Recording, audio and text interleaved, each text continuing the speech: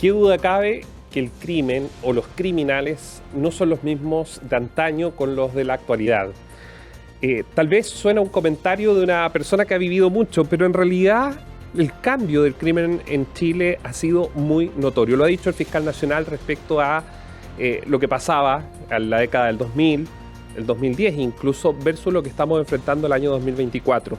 Se habla de un término, el crimen transnacional, es decir, que los criminales son verdaderas bandas globales que operan desde cualquier punto del territorio o que tienen sus bases de operaciones en un país determinado. Este es uno de los temas que ha preocupado a los italianos desde mucho tiempo, de la mafia, del trabajo que se ha tenido que hacer, porque además todo esto va acompañado con el blanqueo de los capitales, o sea, lavado de activos, que en nuestro país también ha sido una de los grandes temas que se ha puesto sobre la mesa en los últimos meses a raíz de los del Tren de Aragua y todo lo que ha ocurrido y que usted muy bien sabe. Y por estos días en Italia se está desarrollando en Palermo un encuentro para abordar este tema. Hay fiscalías de toda Latinoamérica porque está focalizado a lo que está pasando en Centro y Sudamérica particularmente. Y en representación del fiscal nacional está Ignacio Castillo Val. Él es el director de la Unidad Especializada de Crimen Organizado y Droga de la Fiscalía Nacional. Está en Palermo, en Italia, por estos días, justamente participando de este evento. Director, lo primero que quiero preguntarle, ¿en qué está el mundo sobre cuando hablamos de crimen transnacional? Primero que todo, quiero agradecer, ¿cierto?, la invitación para participar en esta entrevista. La verdad es que me parece muy interesante y además muy contingente, porque tiene que ver precisamente con lo que estamos haciendo acá en Palermo. De hecho, en Palermo no solamente se está reuniendo fiscalías, ¿cierto? No hay solamente una reunión de fiscalías de Latinoamérica, sino que además de Latinoamérica, de Europa, e incluso el día de mañana vamos a tener invitados también desde fuera de Europa, particularmente desde Estados Unidos. Con lo cual quiero decir que esto da cuenta de que hoy día el fenómeno del crimen organizado es un fenómeno, como usted bien decía, transnacional, ¿cierto? Es decir, que traspasa fronteras y que además se transforma, por así decirlo, en un ciclo que va en distintos momentos realizando distintos tipos de actividades vinculadas con la criminalidad, desde, como usted bien dice, desde no sé, por ejemplo, el tráfico de drogas, ¿cierto? Pasando por el lavado de activos, el tráfico de armas, finalmente formas de ocultamiento también de dinero en términos de inversión en otras partes. Por lo tanto, hoy día el crimen organizado, y esto es una cosa que se ha dado cuenta muy fuerte después de la pandemia, ha tenido, por así decirlo, un giro en términos de globalización que se ha ido intensificando en relación a otros tiempos. Y bueno, precisamente la reunión acá en Palermo tiene que ver con varias cosas. Primero, me permito destacar una cosa solamente para poder transmitírselo a los oyentes, que se conmemora otro año del fallecimiento de un terrible atentado que hubo acá en Palermo, muy cercano acá, a un juez que fue un juez muy connotado en términos de la persecución precisamente contra una de las mafias, que era la Cosa Nostra, ¿cierto? El magistrado Giovanni Falcone. Magistrado que además no solamente el hecho, desde luego, cierto, terrible del asesinato, una explosión, cierto, que terminó acabando con su vida, la de su señora, y los escoltas algunos de los escoltas que lo acompañaban, no solamente digamos, fue terrible eso, sino que además la figura de magistrado Falcone tiene además también una característica expansiva en términos de lo que él hizo con la Cosa Nostra, que hoy día de alguna manera, o a partir de ese momento, fue guiando, por así decirlo, el trabajo, o lo que, digamos, por así decirlo, o orientando el empeño que hay que realizar para los efectos de poder combatir la criminalidad organizada. Desde luego, la cooperación internacional. El caso de Giovanni Falcone es un caso emblemático en términos del trabajo que él realizó en cooperación internacional, principalmente con países como Francia, con Brasil, con Estados Unidos, identificando, ¿cierto?, las extensiones. Pero no solamente eso, sino que además, y esto probablemente es muy importante para que usted vea cómo se relacionan las cosas, él fue probablemente uno de los primeros magistrados que se tomó muy en serio, ¿cierto?, el trabajo de identificar hasta los puntos más escondidos el lugar donde las organizaciones criminales ocultaban, ¿cierto?, o trataban digamos, de dificultar el hallazgo de los dineros que habían ilícitamente obtenido, ¿cierto? Y de hecho, él en parte, ¿cierto?, es procursor de aquello que hoy día denominamos como seguir la ruta del dinero. Imagínense, estamos hablando de la década del 80, a él lo asesinaron en el año 92, y él ya en el año, en la década del 80, cuando estaban investigando en el maxi proceso a la cúpula de la Cosa Nostra, bueno, y ya una enormidad de gente que trabajaba para esa organización criminal, él ya visoraba que el éxito en contra de estas organizaciones pasaba por mirar, ¿cierto?, lo que sucedía en otras fronteras o cómo se extendía la criminalidad en otras fronteras, en seguir la ruta del dinero hasta los espacios más lejanos donde se podía tratar de ocultar para esos dineros ilícitamente obtenidos para reinvertirlos en la economía formal, pero además también identificar las formas en las cuales es necesario o es posible también investigar estas organizaciones, como por ejemplo la utilización de la cooperación eficaz, el caso de la Cosa Nostra, un caso emblemático también donde hubo gente que estuvo dispuesto a colaborar con la investigación, a cooperar para los efectos de poder identificar a los máximos integrantes de la cúspide, digamos, de la organización criminal. No por nada, en parte, de las Naciones Unidas contra la criminalidad organizada. Por tanto, el hecho de que hoy día nos reunamos en Palermo, una serie de fiscales de Latinoamérica, de Europa, precisamente para trabajar respecto de cómo poder mejorar en nuestra cooperación, en mejorar en nuestras relaciones, mejorar en nuestras investigaciones conjuntas, mejorar en la forma en la cual traspasamos información a efectos de ir fortaleciendo la investigación, no solamente en mi país, sino que también en otros países, porque solo investigando, solo identificando y desbaratando las organizaciones en nuestro país, si bien cumplimos un rol importante, resulta insuficiente si uno lo mira desde el punto de vista multilateral, si uno lo mira desde el punto de vista más global, porque efectivamente lo que hoy día pueden estar haciendo en Chile puede tener alguna consecuencia en Ecuador, en Colombia, en Brasil, desde luego en Europa, en Italia, ¿cierto?, o en Holanda. Entonces, todo esto implica una decisión institucional fuerte en términos de ir favoreciendo lo que son los modelos de cooperación y de trabajo íntegro, digamos, ¿cierto?, de las distintas fiscalías. Hoy Y día en parte eso es lo que hemos estado haciendo. Hoy día, interesante, hoy día tenemos un escenario que está muy claro respecto a lo que pasa en América Latina, ¿no? El crimen organizado es transnacional, cruza fronteras, ya sea por franquicias o no, digámoslo así para que las personas lo entiendan. Lo cierto es que estamos frente a grupos muy poderosos. Hay que recordar a este fiscal paraguayo que recién casado lo mandaron a asesinar en una playa en Colombia. Entonces, estamos hablando de que acá no es un juego, es algo concreto. Usted menciona la historia italiana. Yo creo haber estudiado algo de ello, y no solamente está eso, están los cambios que hizo el legislador en Italia, pero también el sistema carcelario migró de una forma que ha generado bastantes resultados en Italia.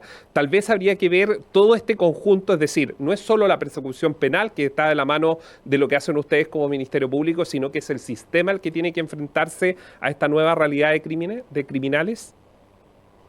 Bueno, yo diría que la pregunta da perfectamente en el clavo, eso es así. O sea, si una experiencia italiana, uno advierte que a propósito de principalmente de tres organizaciones criminales que son las más relevantes dentro de Italia, que es desde luego la Cosa Nostra, que fue, como digo, la que fue fuertemente perseguida por el juez Falcone y también por el magistrado Borsellino, que también fue Mm. víctima de un atentado explosivo que terminó con su vida. Hoy día de alguna manera conmemoramos, ¿cierto?, en el año 92 la trágica muerte de esos dos magistrados, pero y por tanto la Cosa Nostra era un tema en esa época muy relevante en Italia, pero hoy día todavía siguen muy vigentes dos organizaciones italianas que son las Camorras, no es una sola Camorra, las Camorras, que son distintas organizaciones criminales que básicamente tienen su asentamiento, ¿cierto?, en Nápoles y en sus alrededores, y la Nangreta, que desde luego probablemente hoy día la más importante dentro de Italia, que como todos saben, ¿cierto?, tiene su asentamiento, ¿cierto?, se ubica geográficamente principalmente en la región de Reggio Calabria.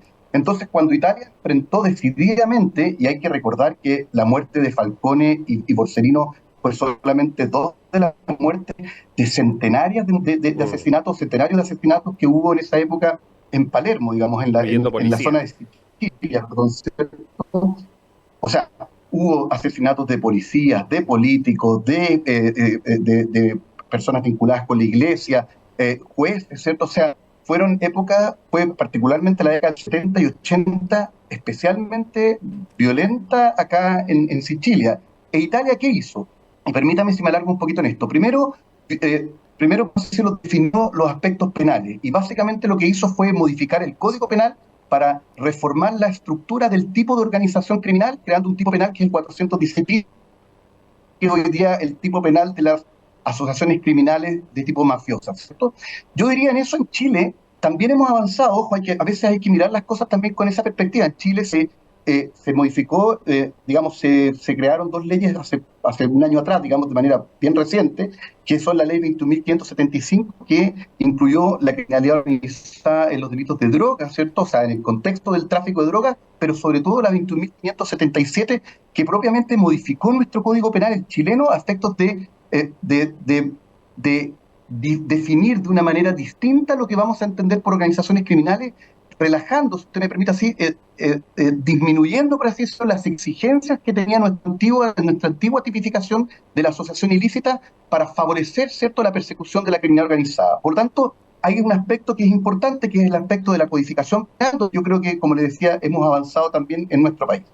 La segunda cuestión, que también Italia lo hizo decididamente, fue modificar lo que tiene que ver con el proceso penal y la persecución penal. Básicamente hizo, yo diría, tres cosas que fueron fundamentales hasta el día de hoy, a efectos de entender que con la tecnología es posible, ¿cierto?, mejorando la capacidad tecnológica de la investigación penal, es posible desbaratar mejor las organizaciones criminales. Y en eso hemos estado trabajando nosotros, las policías, a efectos de ir fortaleciendo nuestra capacidad tecnológica, a pesar de que, créame, nos falta todavía camino en ese sentido. Mire, Lo segundo, muy, lo segundo, muy importante también, desde el punto de vista de la persecución, es que generó un cambio de diseño institucional dentro del Ministerio Público, para hacer el símil, de italiano, y se crea en el año 92 lo que se conoce como la Dirección Nacional Antimafia y las Direcciones Distritales Antimafia, que son verdaderamente estructuras de supraterritorialidad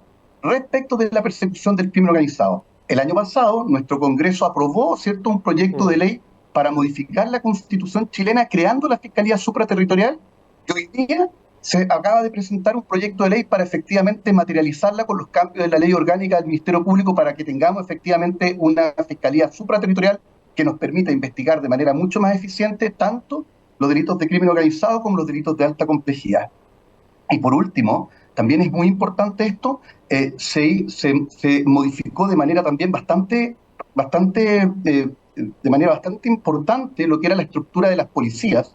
Incluso se creó una unidad de trabajo conjunto de las policías, que es la Dirección Investigativa Antimafia, pero sobre todo, y por tanto se generó una instancia de coordinación de trabajo de las distintas policías, incluyendo las policías marítimas y las policías penitenciarias, pero además de eso, se dio un fuerte un fuerte énfasis, ¿cierto?, en el mejoramiento de la investigación de carácter patrimonial. Es decir, se fortaleció la Guardia de Finanzas a efectos de que ese organismo policial tuviese una capacidad muy fuerte de seguir la ruta del dinero y desbaratar, ¿cierto?, desfinanciar a las organizaciones criminales.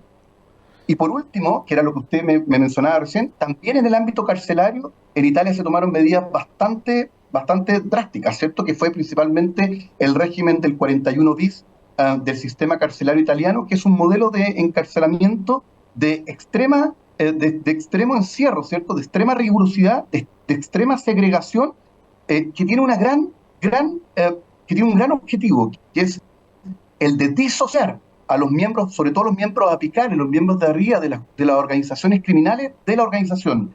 La función que tiene un régimen carcelario como ese es asegurar que esa persona que en algún momento tuvo capacidad de dirigir la organización criminal se disocie de la misma, a efectos de que no pueda seguir desde la cárcel dirigiendo la estructura de la organización criminal que en algún momento dominó.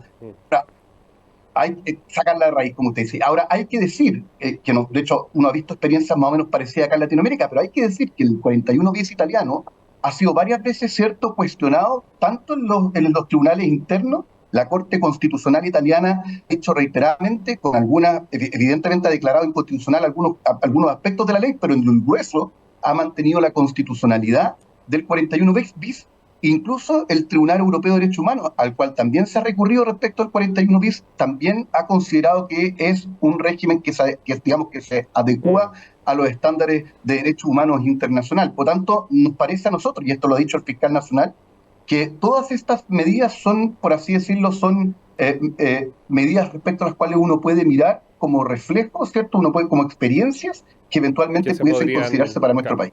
Vamos a hacer una pequeña pausa, abogado, y al regreso vamos a hablar de Chile. Estamos mirando lo que han hecho, digamos, en otras partes. Usted ya algo adelantaba sobre Fiscalía Supraterritorial y otros, pero su mirada a través de la dirección que usted dirige y el trabajo que se está haciendo, que ha sido un combate duro. Vamos a hacer una pequeña pausa, regresamos de inmediato.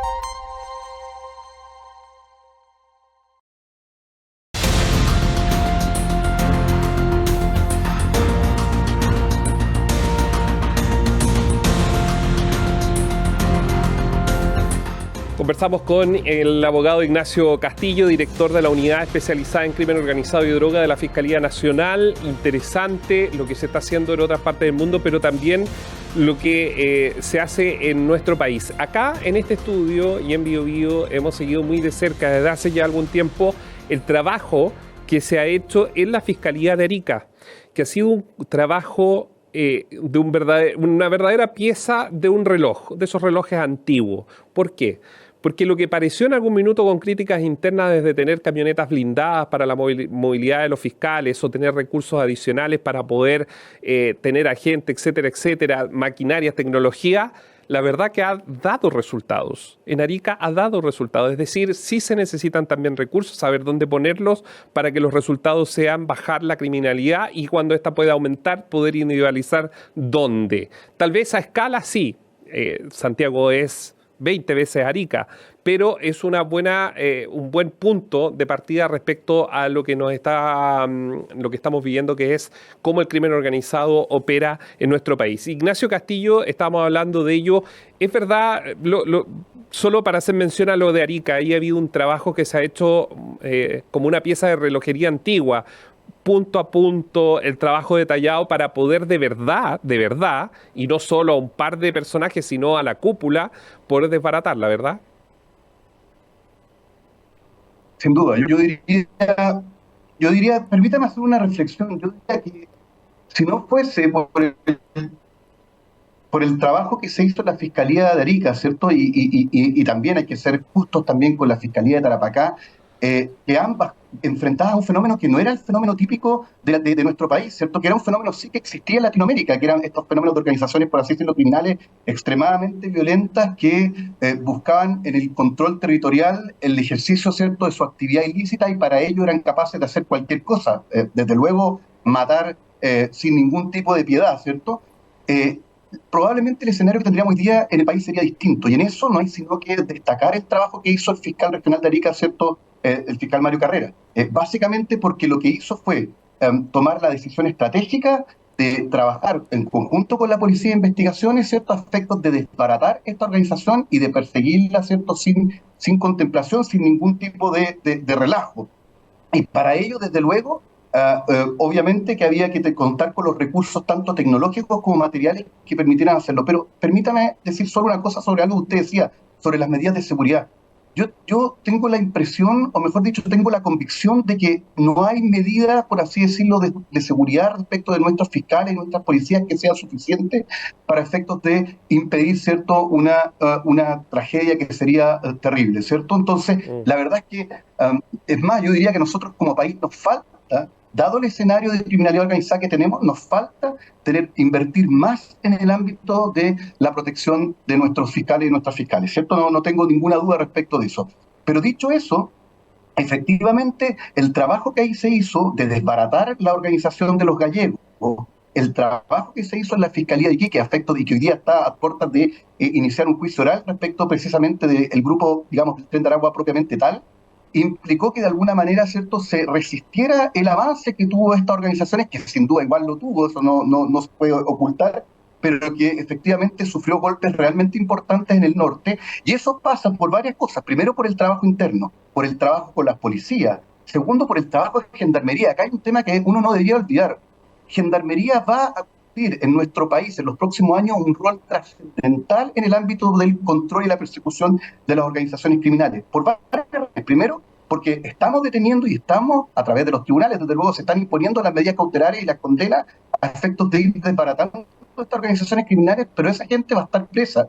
Y esa gente normalmente, esa gente tiene conocimiento de cómo, digamos, cómo organizarse y trabajar con la organización criminal desde la cárcel, ¿cierto? Son organizaciones, por ejemplo, el Tren de Aragua que nace en Venezuela en la cárcel de Tocorón, son organizaciones que tienen cultura, digamos, de control penitenciario. Por tanto, nuestro esfuerzo como respecto de Gendarmería también no debe ser subestimado. Y sumado a eso, tanto en la Fiscalía de Arica como en la Fiscalía de Tarapacá, hubo también un esfuerzo importante de cooperación internacional, tanto con los países limítrofes como países por donde también participaron estas organizaciones criminales. Es decir, se ha hecho un trabajo serio, particularmente en el caso de Arica, lo estamos viendo ahora en el juicio, ¿cierto?, llamado a desbaratar y detener, ¿cierto?, y llevar y poner a disposición de los tribunales para que se impongan las condenas más altas posibles respecto de todos los integrantes de esta organización criminal. Ignacio, respecto al tema del lavado de activos, porque usted lo mencionó en el primer bloque, combatir, y esto lo demostraron los italianos, incluyendo a los juez Falcone, porque cuando logra y por qué lo matan básicamente, porque no solo atrapó a líderes, sino también destruyó sus mecanismos y flujos de financiamiento. Entonces, por ende se vuelve, y lo ha dicho el fiscal nacional, creo que usted también en más de una oportunidad, previa a esta entrevista me di cuenta que también lo había mencionado, el lavado de activos se vuelve clave. Entonces, la pregunta es, la fiscalía, más que ustedes las competencias, el entorno, ¿está preparado para una lucha contra el lavado de activos? Se lo pregunto, las policías, que corresponde obviamente al Ministerio del Interior, el sistema con el Servicio de Puesto Interno. Hemos visto cuánto se ha demorado el Servicio de Puesto Interno en entregar los detalles respecto al caso convenios. Es decir, el sistema en su conjunto, ¿o esta es una lucha que finalmente ustedes la están dando solos? No es una lucha que estemos dando solo, pero efectivamente yo diría que esto es uno de los aspectos en que a nuestro país como sistema, como dice usted, más le falta, digamos. Probablemente es uno de los aspectos que tenemos todavía más deficientes. Y déjeme explicarle por qué. A ver. La verdad es que no se trata solo de lavado de activos. El lavado de activos es muy importante, desde luego. Es la forma en la cual se sanciona penalmente a quien, ¿cierto?, habiendo obtenido recursos ilícitos, los italianos suelen llamar cierto dinero porco, dinero sucio, ¿cierto? Lo ocultan, ¿cierto? Hacen acciones, ¿cierto?, de distracción del recurso a efectos de luego reincorporarlo en la economía nacional, o bien sacarlo del país para enviarlo, ¿cierto?, hacia afuera, sea a los otros integrantes de la organización criminal o eventualmente hacia terceras personas que se encuentran fuera del país. Por tanto, el lavado de activos es muy importante, que efectivamente permite penalizar conductas, ¿cierto?, por así decirlo, de distracción y de utilización ilícita de recursos que fueron obtenidos en el contexto en mi caso, de delitos de organización criminal. Pero junto con eso, perdón, o tan importante como eso, tiene que ver también con cómo somos capaces de ir quitándole no solamente los dineros que fueron, por así decirlo, ocultados, ¿cierto?, o que se incorporaron de manera, digamos, distrayendo, ¿cierto?, el recurso dentro de la economía nacional, sino que además desbaratando cualquier cosa que ellos hayan hecho o hayan obtenido con esos recursos ilícitamente obtenidos, o incluso con valores equivalentes a los bienes que ellos eventualmente hubiesen obtenido. Dicho de otra manera, y eso hoy día tenemos una herramienta muy poderosa en nuestra legislación, tenemos que ser capaces, junto con el lavado de activos, a ampliar nuestras hipótesis de comiso, Ahora, pero para hacer ambas cosas, para poder incautarles, decomisar y, por así decirlo, generar procesos ablativos de corte del patrimonio de la organización criminal, necesitamos tener una mayor capacidad, ¿cierto?, de investigación patrimonial y de análisis financiero respecto a esta organización criminal. Necesitamos tener la capacidad tanto humana como técnica de poder llegar hasta el último bien que hayan obtenido, el último dinero que hayan ganado con la actividad criminal y desbaratársela y quitársela, ¿cierto? Y evitar que con esos recursos la organización criminal pueda seguir adelante. Pero sobre todo, tenemos además una deficiencia en cuanto en que si uno mira a los países, a los países, desde luego, pero incluso los países de nuestro vecindario, uno mira con cierta desazón de que nos falta un organismo, una entidad que sea capaz de gestionar esos recursos que son sacados, los recursos que son recuperados, porque al final de eso son recuperados dineros ilícitos que los recupera el Estado. Nosotros hoy día tenemos una institucionalidad respecto de ello que es tremendamente débil porque no es su giro principal, que es básicamente la DICRET, ¿cierto? Entonces, como no es